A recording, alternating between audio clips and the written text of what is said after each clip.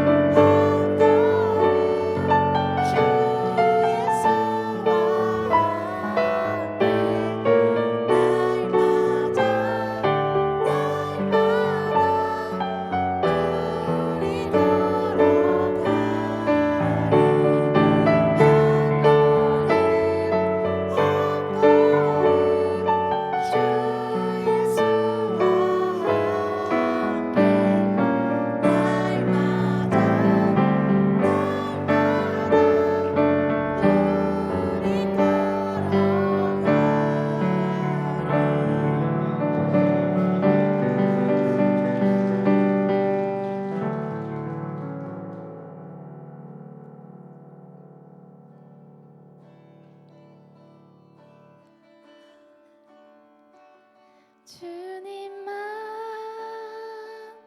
주님만 주님만 사랑하리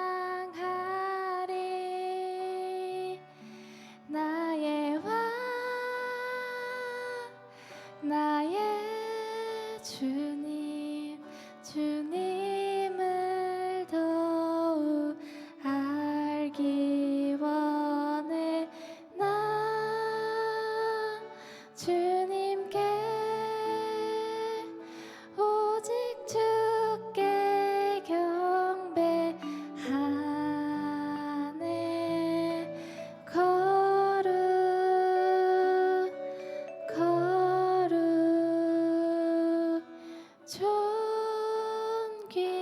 존귀하신 주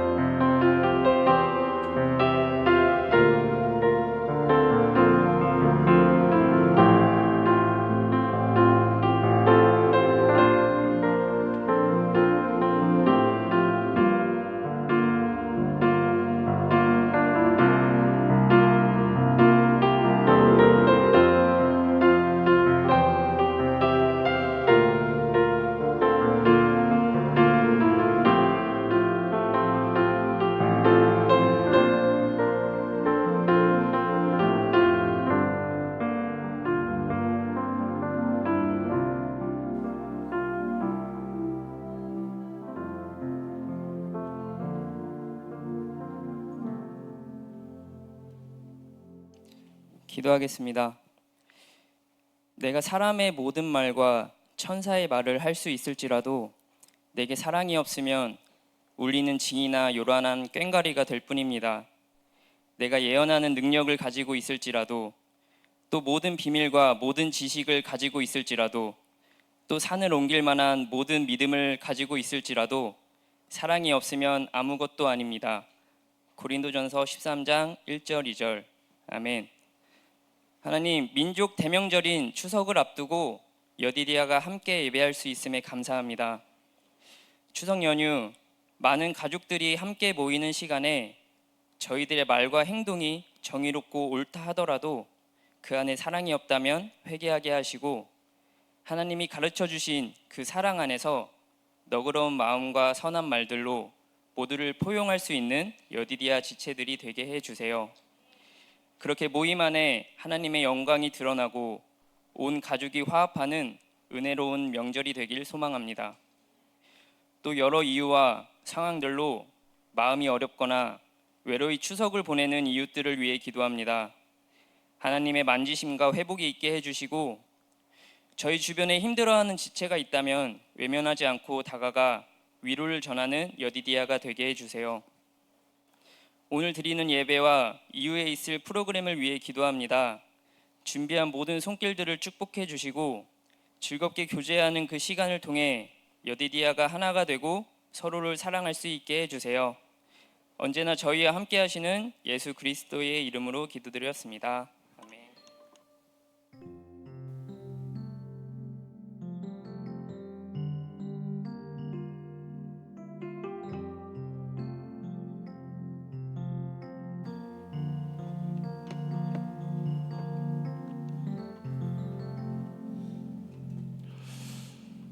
반갑습니다. 여러분, 우리 함께 그리팅 인사하는 시간을 가지도록 하겠습니다. 제가 부임하고 명절을 예배 드리려고 매번 노력을 했는데 2명, 3명 이렇게 예배를 드렸었는데 세상에 기적이 일어났군요. 우리 자리에서 한번 일어나셔서 우리 음악에 맞춰서 인사하러 가시도록 하겠습니다.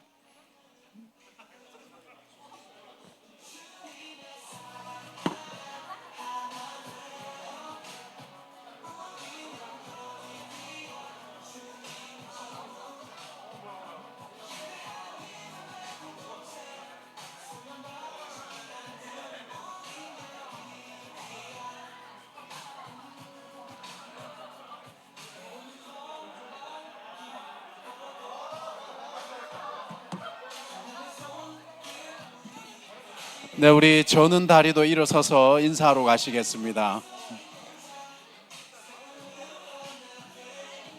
자리에서 일어나서 우리 찾아가도록 하겠습니다. 네.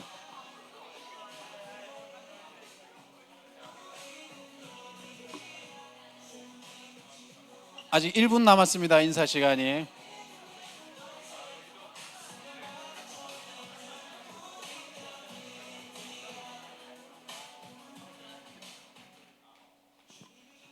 아이고, 조금만 더 틀어주세요. 랩을 들어야 됩니다. 랩을.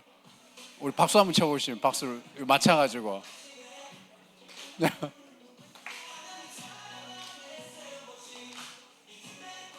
아니, 박자를 좀 맞춰서. 예.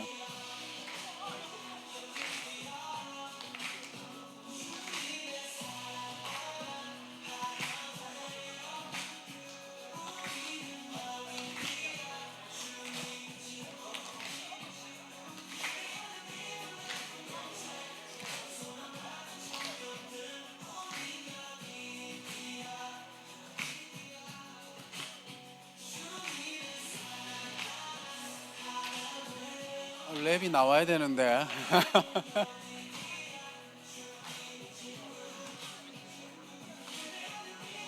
우리 앞뒤로 한번 인사 한 번만 하시죠. 예, 앞뒤로. 예.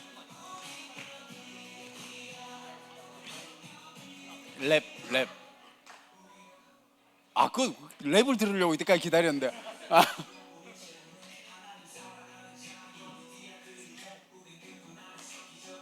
예, 감사합니다. 여기까지 하도록 하겠습니다. 예. 예, 여디디아 환영곡입니다. AI로 제가 만들었습니다. 아, 일주일 걸렸네. 아주 가사 제가 적었습니다. 이야, 우리 어떻게 지호세 저를 좀 예, 여러분 환영하고 너무 반갑습니다. 저기 말씀 PRS 함께 하시도록 하겠습니다. 출애굽기 20장 4절에서 6절 우리 하나님의 말씀 PRS 다 같이 하시겠습니다. 너를 위하여 생긴 우상을 만들지 말고 또 위로 하늘에 있는 것이나 아래로 땅에 있는 것이나 땅 아래 물속에 있는 것에 어떤 형상도 만들지 말며 그것들에게 절하지 말며 그것들을 섬기지 말라.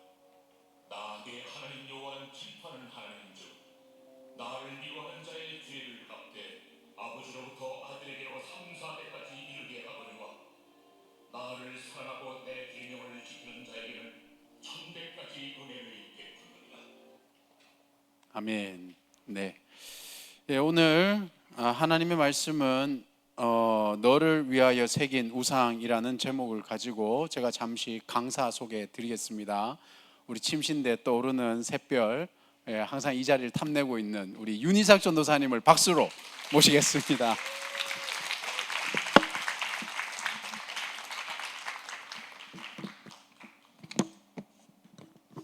할렐루야. 목사님 뵐 때마다 요새 짱구 같지 않으십니까? 우리 목사님 하시고 싶은 거 다 하시고 못 말리고 개구장이신데 그런 생각을 자주 합니다. 짱국한 목사님 이렇게 불러도 주지 않습니까? 죄송해요. 말씀을 나누겠습니다. 오늘 본문은 10계명 중에 2계명에 해당하는 말씀입니다. 지난번에 1계명을 함께 나누어 봤는데 1계명에서는 이제 우리의 예배의 대상, 우리의 신앙의 대상에 대해서 오직 하나님만 섬길 것을 확언하는 계명을 나누었습니다.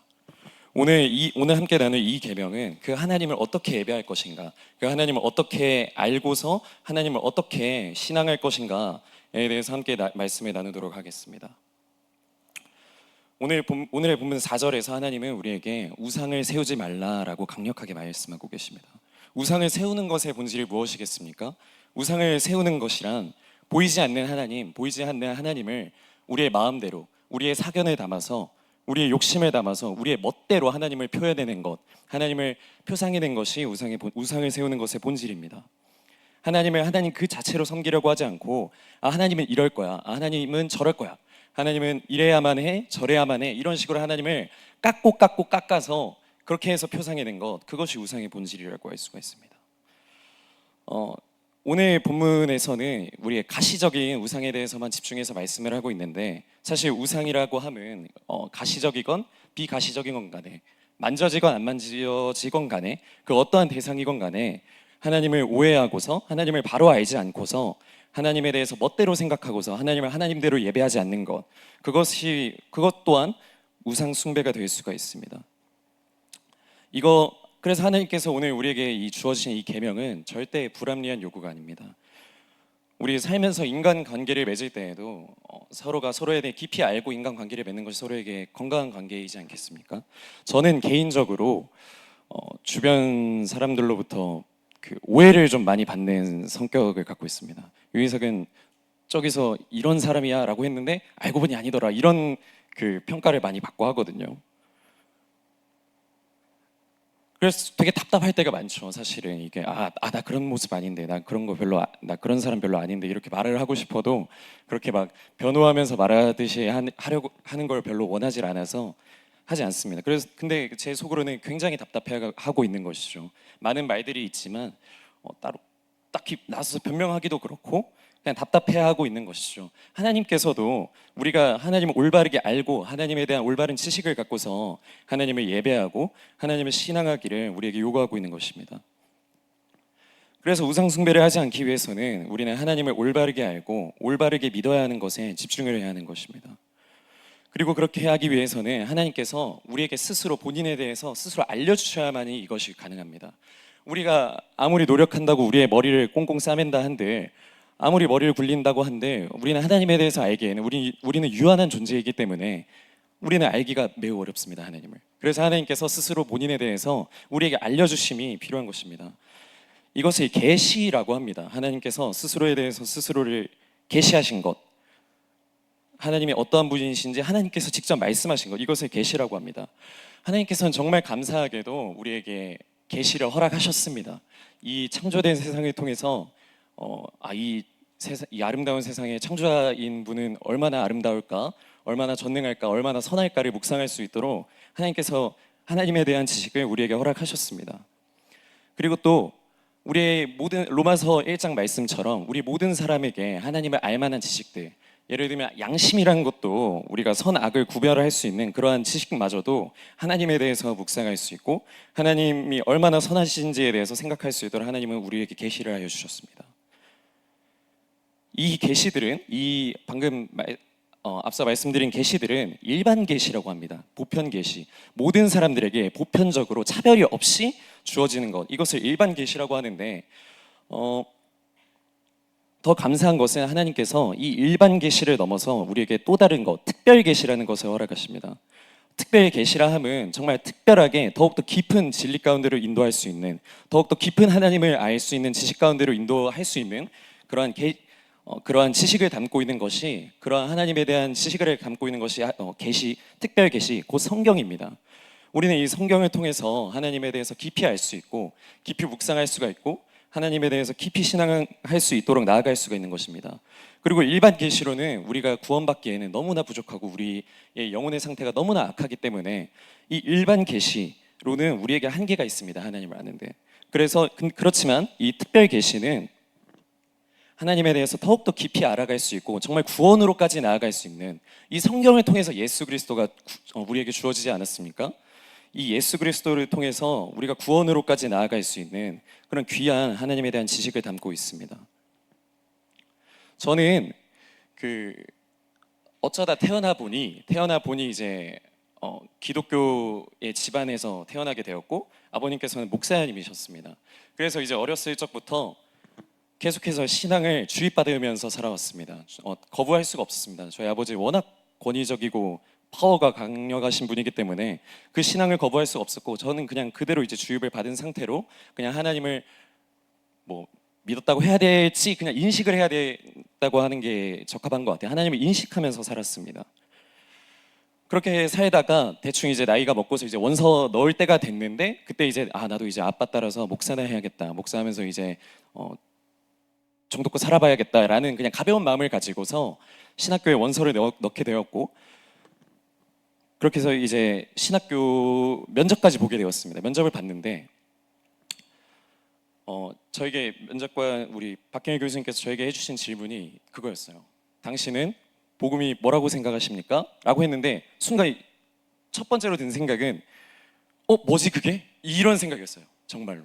복음이 뭔지를 몰랐습니다. 저는 복음 뭔가 되게 많이 들어본 단어이고 성경 어디에 분명히 있는 단어인데 복음이 뭐지? 라는 생각이 들면서 저는 면접 때 어떠한 대답도 하지를 못했어요. 그만큼 저는 아버지의 신앙 밑에서 자라왔지만 아버지께서 올바른 신학의 길로 올바른 성경에 대한 지식을 저에게 주입시키지는 못하셨습니다. 아버지를 원망하기도 했어요. 나중에 성경에 대해서 깊이 공부를 하면서. 그렇지만 저는 아버지를 사랑합니다. 그렇게 이제 저는 어찌저찌해서 이제 신학교에 들어가게 되었고 신학교에서 주변 이제 신앙인들과 교제하게 되었고 신앙인들과 많은 이제 담화를 나누게 되었는데 제가 느낀 것은 너무 무지하다였어요. 너무 이제 아는 게 없고 성경에 대해서 신학에 대해서 하나님에 대해서 아는 것이 너무 없다라는 것을 깊이 깨닫고 나서 그 이후로는 미친 듯이 성경을 읽기를 시작했습니다. 성경 일단 뭐부터 읽어야 됩니까 아버지? 하니까 이제 마태복음부터 읽어라 하셔가지고 이제 마태복음 펴서 하루 만에 다 읽고 사복음서 다 읽었던 것 같기도 한데 진짜 미친 듯이 성경을 읽기를 시작을 했습니다. 그래서 이제 신약 성경을 다 읽어보니까 어느 정도 감은 잡히더라고요. 그리고 이제 제가 신학교 오면서 다른 이제 교회를 다니게 되었었는데 그 교회에서 이제 복음에 대해서 깊이 설명을 해주셨고 많은 지식적인 부분들을 채워주셔서 저는 이제 한 단계 더 이제 지식적으로 성장하는 단계로 나아가게 되었습니다. 그리고 저는 성경만 가지고 이제 공부하는 거는 성경만 가지고 이제 나중에 목회하기엔 부족함이 있다. 신학을 해야 된다. 성경에 대해서 풀어낸 신학을 공부하지 않으면은 이거 답이 없다. 목회를 할 수가 없고 성도를 가르칠 수가 없고 성도를 올바른 길로 인도할 수가 없겠다라는 생각이 들어서 신학을 미친 듯이 공부했습니다. 그래서 저는 정말 자부하기로는 제 주변 어떤 신학도들과 비교를 해도 저는 신학적으로는 그 많은 노고를 들였음을 전 자신하거든요. 그래요. 그래서 이제 미친 듯이 신학을 공부하게 되었는데 신학을 공부하면서 계속해서 느꼈던 감정은 무엇이냐? 아, 이렇게 성경이 재밌는 거였어? 라는 감정을 많이 느끼게 됩니다. 신학을 통해서 성경을 바라보니까 성경을 되게 체계적으로 공부할 수 있게, 알 수 있게 되었고 더욱더 이제 하나님의 깊은 진리 가운데로 인도하는 느낌을 받았음을 여러분들한테 고백을 드립니다. 여러분들도 혹시 기회가 되신다면은 신학을 한 번쯤은 뭐 전문적으로 공부하는 것은 아니더라도 여러분의 삶 속에서 신학책 하나 펴고서 이제 성경을 더욱더 깊이 파고드는 일은 분명히 가치가 있는 일이 될 것입니다. 저희 제가 친애하는 우리 김기현 목사님의 곤고한 날에는 생각하라 라는 책에서 서문에 이런 말이 있어요. 우리 기독교 신앙은 수많은 지성인들이 물려준 수많은 지성인들이 고수하고 지켜와준 신앙인임에도 불구하고 우리의 지성은 너무나 빈약한 상태에 있다. 그래서 저는 여러분들에게도 이 신학 공부를 조금씩이나마 해보는 것을 추천을 드립니다. 사실 우리의 정체성과 우리의 가치성, 우리 기독교라는 것의 신앙을 규정하는 것은 다른 우리 신앙에 여러 가지들이 있는데 그런 것들이 될 수 없어요. 예를 들어 뭐 우리 현대에는 뜨거운 찬양 되게 좋아하지 않습니까? 신나게 뛰고 방방 뛰고 이런 찬양들 되게 좋아하지 않습니까? 다윗처럼 춤을 추면서 이런 찬양 되게 좋아하지 않습니까? 근데 웃긴 건 다윗처럼 춤을 추는 건 좋아하는데 다윗처럼 하나님 앞에 무릎 꿇는 신앙은 사실 퇴보하고 있는 게 현실이지 않나? 라는 생각이 있는데 그러한 사실 뜨거운 찬양 우리 좋아하지만 그런 것이 우리 기독교 신앙을 규정할 수는 없습니다. 우리 그 기적적인 은사들 여러분들 방언하시는 분들 꽤 계실 테고 또 뭐 치유의 은사를 경험하신 분들도 많이 계실 테고 다양한 은사들을 여러분들의 삶 속에서 신앙하는 가운데 경험을 해보셨을 겁니다. 그러나 그러한 기적적인 은사 역시도 사실 다른 종교도 많이 해요. 다른 종교도 그런 방언 많이 하고 치유 많이 일어나고 그런 기적적인 일은 얼마든지 기독교 외에서도 일어나고 있습니다. 적극적인 사회봉사 이러한 것들도 사실 물론 기독교는 사회 참여를 열심히 해야 되고 사회봉사를 열심히 해야 됩니다.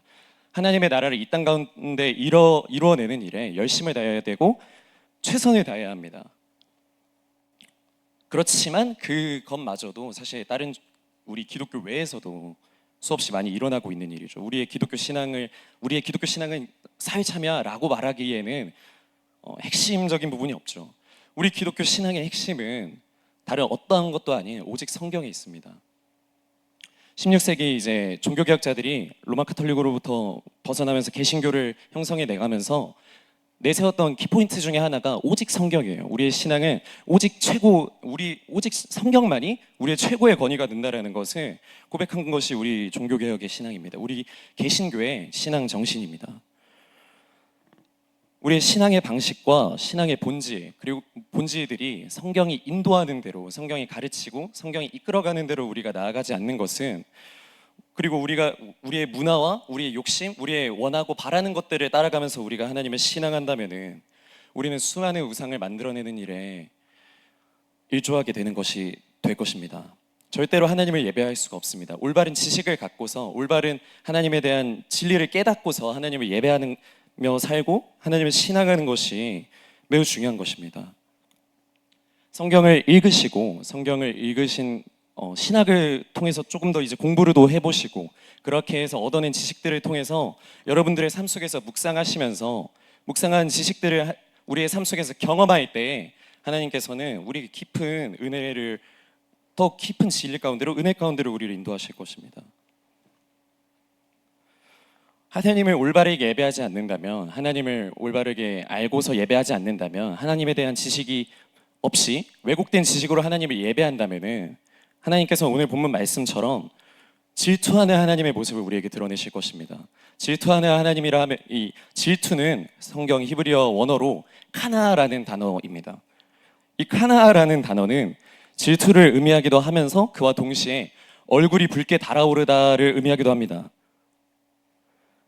그 말인즉슨 이 질투는 단순히 그냥 질투해서 끝나는 것이 아니라 깊은 분노에 차 있는 상태를 우리에게 말하고 있는 것입니다. 결코 우리가 하나님 지식은 필요 없다. 현대에는 그런 사고가 많이 있잖아요. 지식은 필요 없다. 그냥 이제 체험하고 대충 이제 기도하고 찬양하고 그냥 감정적으로 희열을 느끼면 그게 신앙이야. 이러한 사고가 되게 많은데 그렇지 않은 것이죠. 우리가 하나님에 대해서 올바른 지식을 갖고 신앙하지 않는 것은 하나님의 질투, 하나님의 얼굴이 붉게 달아오르심을 우리가 우리의 삶 속에서 경험하게 될 것입니다. 몰라도 괜찮다, 지식의 다가 아니고 지식 필요 없다, 이러한 태도는 하나님께서 하나님의 호의를 절대로 살 수 없는 태도일 것입니다. 그러나 반대로 하나님이 계시하신 대로 하나님께서 오늘 말씀을 통해서 우리에게 전해주시는 대로 하나님에 대해서 올바른 지식을 알려고 하고 하나님에 대해서 올바른 지식을 캐고 찾으려고 하고 그런 올바른 지식들로 하나님을 생각하고 하나님을 사고하고 하나님을 떠올리고 하나님을 예배하고 신앙한다면은 하나님께서는 우리에게 분명한 은혜를 허락하실 것입니다. 요즘은 이제 뜨거운 예배 이런 것들로 이제 신앙하는 일에서 너무 이제 집중이 되고 있는 것 같은데 그런 예배는 당연히 드려야 됩니다. 예배는 당연히 드려야 되는 것이고 성경 속에서 하나님 우리에게 분명히 예배를 요구하고 계세요. 예배 드려라. 그렇지만 성경을 더 많이 보면서 느낀 것은 하나님은 예배 좀 그만 드려 라는 말씀도 많이 하세요. 나 너네 예배 안 받아. 너네 예배 받고 싶지 않아. 예배 좀 그만 드려. 나 너네 예배 안 받아. 상한 심령 받아 나는. 너네 예배 드리기 전에 가서 형제랑 싸운 일이 있으면 화해부터 하고 와. 여러분들 다 일어나셔야 되는 거예요. 지금 다 화해하고 오셔야 되는 거예요. 우리가 되게 이중성이 느껴지지 않습니까? 우리가 진정한 심령을 가지고 상한 심령을 가지고 하나님 앞에서 하나님을 알고 하나님을 따르고 예배하는 것을 하나님은 요구하고 있는 것입니다. 참된 예배, 참된 심령을 가지고 하나님 앞에 예배하는 것을 하나님께서는 우리에게 성경에서 요구하고 계십니다. 솔직히 말해서 우리는 그렇게 성경 읽는 거 별로 안 좋아하시죠? 까놓고 저도 그렇게 막 즐겨서 성경을 읽진 않아요. 성경을 그냥 사역을 하기도 하다 보니까 그리고 신학을 공부하기도 하다 보니까 좀 억지로라도 읽으려고 하는 노력으로 읽으려고 하는 것도 있었었고 지금도 있습니다. 사실 우리는 성경을 되게 읽기 힘들어하는 그러한 신앙을 살고 있는데 저는 우리 청년분들, 저도 사역자이기 전에 청년이면서 지금 청년 시대에 가장 두려운 게 뭘까? 가장 이제 우리에게 압박을 주는 게 무엇일까라는 것을 고민을 해봤을 때 이 급격하게 변하는 사회를 따라가야 한다라는 어떤 긴장감이 되게 우리를 압박을 주고 있지 않나라는 생각을 하곤 합니다. 에리 프롬의 자유로부터의 도피라는 책이 있는데 그 책에서 뭐라고 말하고 있냐면은 중세 종교 개혁을 이후로 자유주의라는 사조가 세계에 만연하게 되었고 그 이후로부터 우리는 계속해서 자유를 추구하지 않으면은 우리는 되게 어려운 세상에 따라가기가 힘든 사회에서 도태되기 쉬운 그러한 삶을 살고 있다고 말을 하고 있습니다. 우리는 그러한 세계는 빠르게 변해가는데 우리는 최선을 다해서 따라가야 하는데 우리의 걸음은 느리고 이러한 긴장감들이 우리를 되게 힘들게 하지 않습니까? 그래서 에리 프롬이 하는 말이 더 자유롭게 더 열심히 개인성을 추구해라, 더 자아 실현을 노력하도록 해라 이렇게 말을 하는데 그 말마저도 우리에게는 사실 부담으로 다가오는 것 아닙니까? 이렇게 급격하게 변하는 시대 속에서 사실 저는 하나님의 불변성을 되게 좋아합니다. 하나님이 불변하시는 분이다, 하나님은 변하지 않는 분이다라는 것을 되게 사모하고 그 하나님의 묵상을 자주 합니다. 왜냐하면 이 세상에 변하는 것들이 너무나 많아요. 연애하시는 분들 계시면은 항상 그런 압박감이 있잖아요. 그리고 우리 직장을 다니시는 분들도 직장 속에서 어떤 변하는 그런 환경들로 인해서 압박감을 충분히 느끼고 계시지 않습니까? 학문을 공부하다 보면은 되게 이상한 뭐라 해야 되냐? 그러니까 학문의 세계도 이제 굉장히 급속도로 뭔가 진화해가고 발전해가고 있는 것을 느끼면서 저걸 언제 따라가? 언제 저거 다 읽어? 이런 압박감을 주기도 합니다. 그런 이제 변하는 시대 속에서 우리는 불안감을 느끼고 있을 때 저는 감히 도전 드리기로는 성경을 더욱더 묵상하시기를 추천을 드립니다.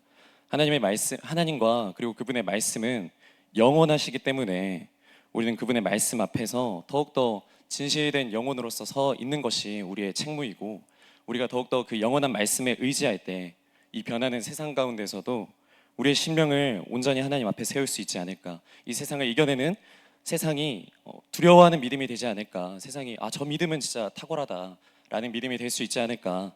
그래서 더욱더 깊은 말씀 생활이 여러분들의 삶 가운데 있기를, 여디디아 공동체 가운데 있기를 간절히 축복합니다. 이번 연휴 때 말씀을 한번 가족분들과 있다가도 잠깐 이제 틈이 나고 하면은 인스타 같은 거 잠깐 내려두시고, 유튜브도 잠깐 내려두시고. 저는 인스타 안 하거든요. 뭔가 덕이 안 돼요. 그래서 인스타 안 하는데, 그렇다고 성경을 읽지는 또 않아요. 근데 여러분들 혹시 그렇게 이제 시간이 비시고 하면은 성경을 틈틈이 한번 읽어보시는 것은 어떨까를 추천드립니다. 뭐부터 읽어야 될지 모르겠다 싶으시면 시편을 펴세요. 시편이 부드럽고 마일드합니다. 소프트하고 되게 인간적인 그런 것들이, 표현들이 많아서 쑥쑥 읽히는 것 같아요. 시편을 추천드리고, 여러분들의 삶 속에서 말씀을 더욱더 사모하시는 그러한 일이 있기를 축복합니다. 기도하고 목사님 축도해 주시고 마무리하겠습니다. 기도하겠습니다. 사랑하는 주님, 주님을 사랑합니다. 주님을 사랑해서 주님을 알아가길 원합니다. 주님이 주님에 대해서 스스로 말씀하신 것들을 알아가며 당신을 더욱더 깊이 사랑하기를 원합니다. 우리에게 말씀의 삶을 허락하여 주시옵소서. 그 말씀에 우리의 시선을 집중시킬 때에 성령님께서 친히 조명하여 주셔서 더욱더 깊은 하나님의 진리 가운데로, 더욱더 깊은 하나님의 임재 가운데로 나아갈 수 있는 은혜를 허락하여 주시옵소서. 감사합니다. 늘 진리로 인도하시는 우리 주 예수 그리스도의 거룩하신 이름으로 기도드렸습니다. 아멘.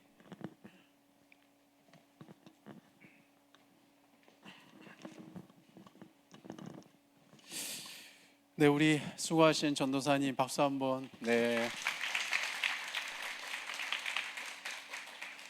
네, 우리 담당 목사가 교만하니 전도사도 자신감 있게. 프롬 그 책은 괜찮습니다.